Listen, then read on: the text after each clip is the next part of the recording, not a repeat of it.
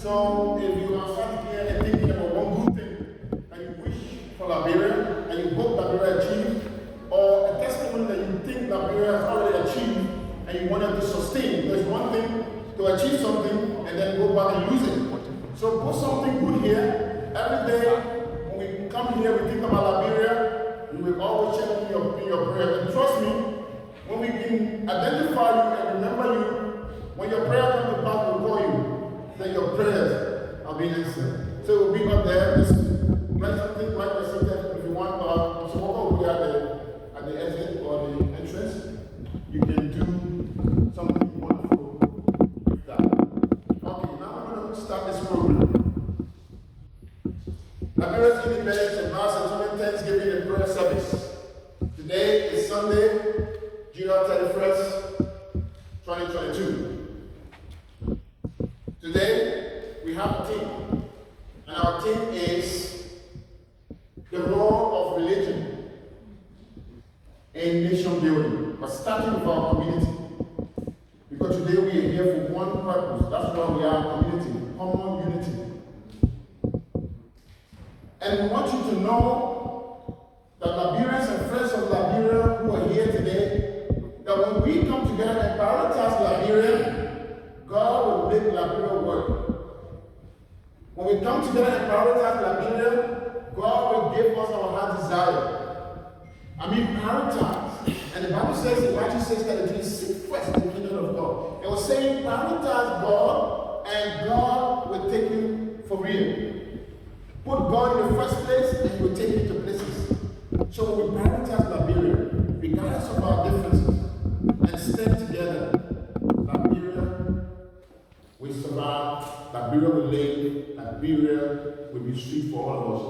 But there is an example for us in the Bible. We all know that the Israelites, they were in slavery. They were enslaved for about 400 years. And if you read your Bible, you understand that they were not just having fun over the 400 years. Over the 400 years, a large part of the 400 years, they were at loggerheads with one another. They were fighting each other while the enemy was fighting them. In fact, it is clear to me that because they fought one another, they made enemies work very easy. So Liberians, when we come together and fight one another, you can go about believing the devil, but it's not actually working.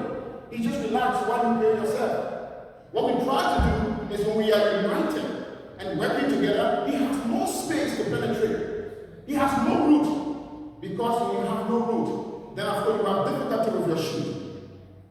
And that is what we need to remember. So it is in the Bible, I believe our brother will be here to tell us some of the good things as well in Islam about unity, and it's about peace. That's what I love about doing a theology that is about interfaith and multicultural. So there was a very particular reason, just to let you know, that Pharaoh, who was a slave master then, there was a reason why he wanted the Israelites to remain in slavery. Of course, there was a reason, and that reason was the whole workforce, people who were doing all of the basic common jobs, were all those slaves and refugees.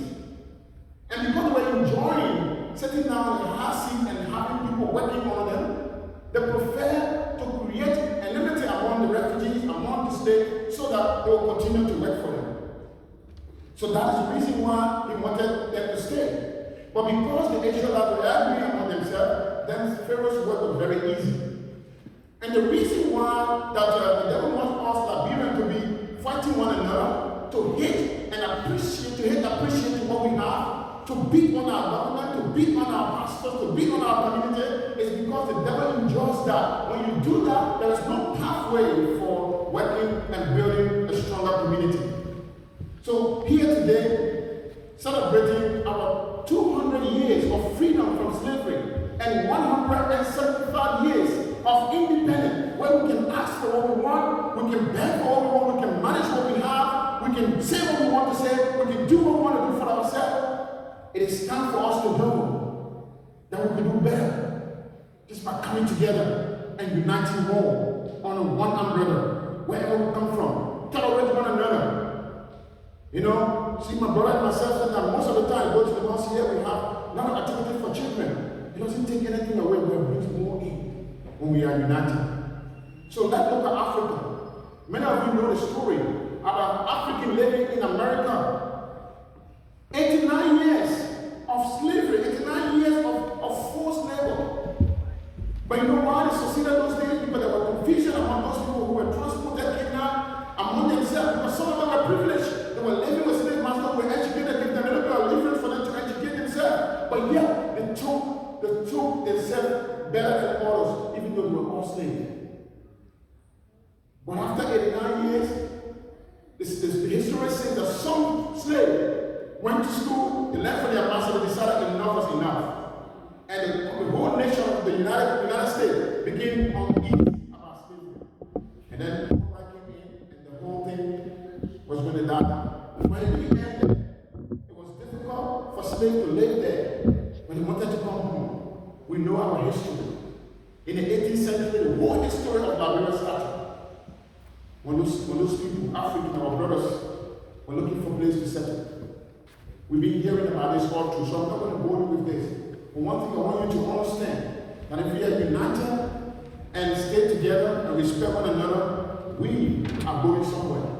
Everybody knows that we are bigger and better, and we can do more. So it says, just ending the story of Pharaoh, when the Israelites started to work together, you know, God is so wonderful. That made Pharaoh uncomfortable and let the children go. It was not them who fought the battle. He created a situation that was not favorable for Pharaoh anymore.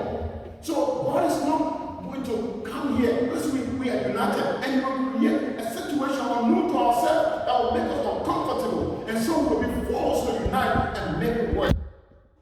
I told you the rich history of Sheffield.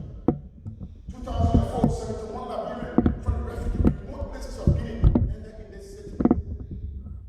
And this city is the first city of Sanctuary, and we are so proud to be here. So as we gather today, let's ask ourselves, the faith you come from, the religious practices you have, how much of this that is impacting on your community building? How much of this that is out of your house? Because success is only a success when your success starts producing successes.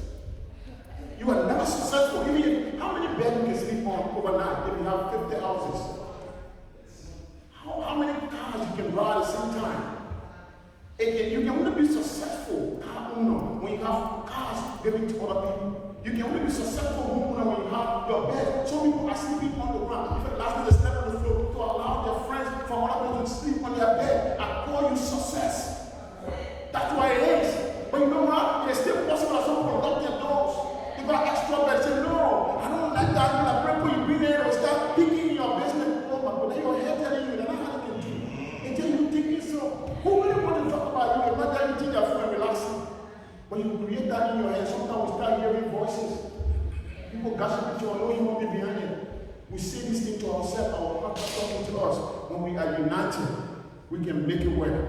And God will help us. God created a position for the Israelites to go back home. This year is our year of return. Don't just sit here. Put all the money in the bank. Go to all the parties. Create all the things. I'm not giving you a negative way. I'm just trying to manage your money. But when you get better finance, we help the people to use their money well. This church, small as we are building daycare center in Liberia. Doing it in one time, we send a lot of things to hospitals. Every time something in our right hand, the other hand is taking somewhere. They see what other people think about us. So you can squeeze a little bit what you have and let somebody live. And that's why we are here. So let us celebrate. Remember, people have paid a lot of money from their cities to come to Sheffield. I know when I travel to London to go celebrate. But you know what? I don't think they really care about how money they spend. It was for one thing, and that one thing is so important, more than ever before. You did it and you did it well. So thank you all for coming. Welcome here. Whenever you feel that doing something for Liberia, you don't know how to do it, maybe you have one bad, call us. We're always in a position sending something back home, helping our children who are left on the street for their parents to go and work for $2.50, and we give them a place to play and do something. We can all do the little things and make it work. Thank you very much for this time, and we want to say again a very, very big welcome.